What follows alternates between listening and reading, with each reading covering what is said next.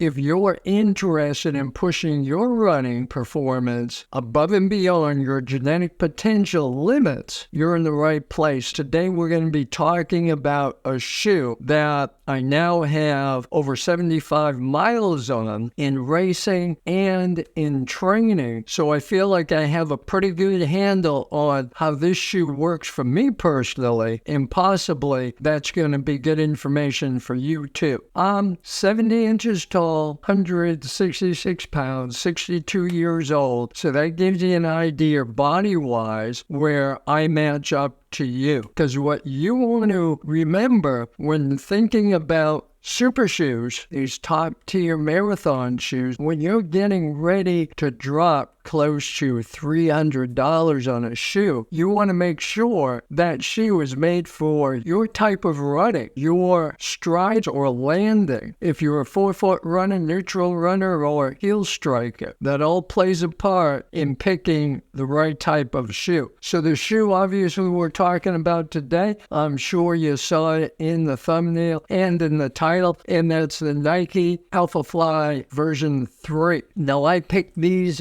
up a few weeks ago down in Orlando, Florida at the USA Olympic Marathon Trials, and I've tried these out many times, long runs and short runs, in training and in a 10-mile race. This shoe, the one thing you have to remember in shoe design, mostly in the Alphaflys, is where those AirPods are. Nike moved the AirPods back a little bit on the version 3 from the 1 and 2, which may be one of the reasons why a lot of people ran much, much better in version 1 than definitely 2, which not too many people like, and still better than 3. But moving that back just that little bit, they wanted this shoe to be able to be worn not just by those top-tier marathoners who mostly are toe strikers, forefoot strikers, but those that are midfoot strikers. If you're not that type of runner who lands on the balls of your feet, this shoe's not for you. Do not waste $285 if you're going to pay the full price for it. For me, in my 10-mile race I did, come 6-7 miles, right here on my foot started hurting, because I think at that point, at the pace I was doing, instead of being up here on my foot, I was starting to land more midfoot. Well, if I'm landing midfoot now, I'm not taking the full action of those AirPods, because those AirPods are meant to be landed. That's how they work. They don't work by rolling into them. You're not going to get the effect out of those AirPods, or that super duper ZoomX foam right above it isn't going to respond the way it's designed to. So if you're a real midfoot striker or heel striker, don't buy the shoe. This isn't for you. But if you're a forward midfoot striker to forefoot striker, this is the shoe for you. One of the drawbacks to this shoe for, I'd say, marathoners, half to full marathoners who are 3 hours and beyond, meaning 4-5 hours, the longer you get into your marathons, the more your stride is going to be going down to your heels, because your feet are going to be getting tired and you're not going to be coming up on the forefoot as much. So the problem with this shoe is the redesign on that heel, where they took that back section of the heel out, and this foam back here is super duper soft. You're going to know that the second you put these on, you're going to feel like you're sinking in your heels, because the shoe's made to put you up on your forefoot. So the shoes definitely aren't made to walk around town in, because you're going to be sinking on your heels. So if you need a lot of support in the rear of your shoe, not the shoe for you. A couple other drawbacks for me personally is that new material in the upper. It is very, very airy. It's very, very synthetic, and I'll say, to me, plasticky feeling. You can hear it. So what happens because of that plasticky feeling, when you tighten up those shoelaces and cinch them, and you can see the front of my laces right here where it bunches up a little bit. I have narrow feet. This is a much narrower fit. It's supposed to be a little bit wider. For me, this model, version 3, feels a little narrower than the first 1 and 2. When I tie those sawtooth laces up, that bunches up quite a bit. Now, this does have that full sock-like upper.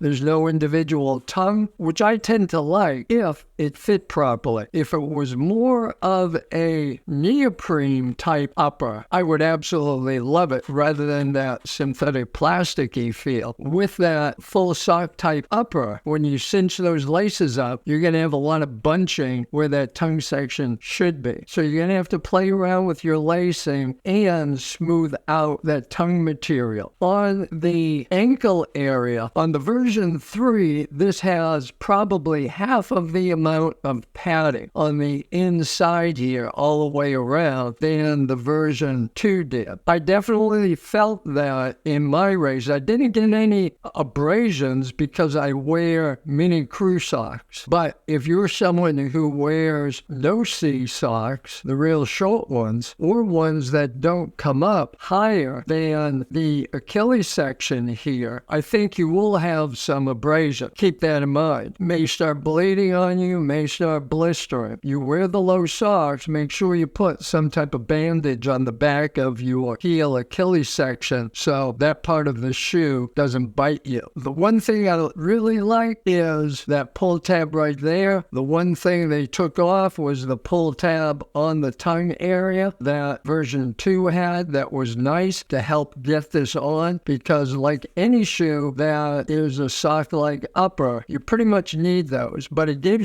give you that little tongue right there as the pull tab. So that's why that's designed like that. After 75 miles, I don't see any heavy wear or tear on the outsole section. I do a little bit on the hardened rubber insert here. Nothing major. I do see a lot of compression marks in the ZoomX foam, which is going to be expected. The other one area that I did like in my 10-mile race was that traction on the forefoot. It's very, very grippy.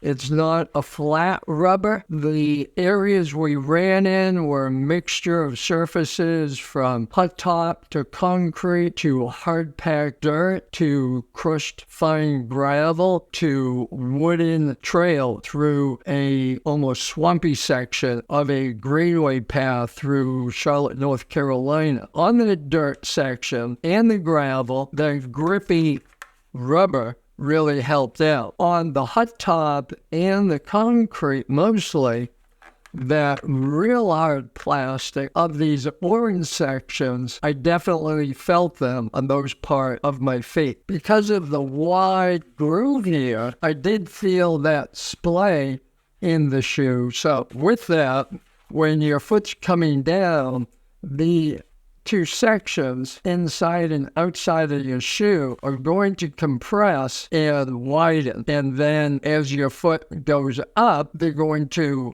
push you up. That's where the responsiveness comes from. I didn't have the problem that particular race, but if you run on trails or any type of run surfaces with rocks or anything, just watch out, because they can get stuck right in there.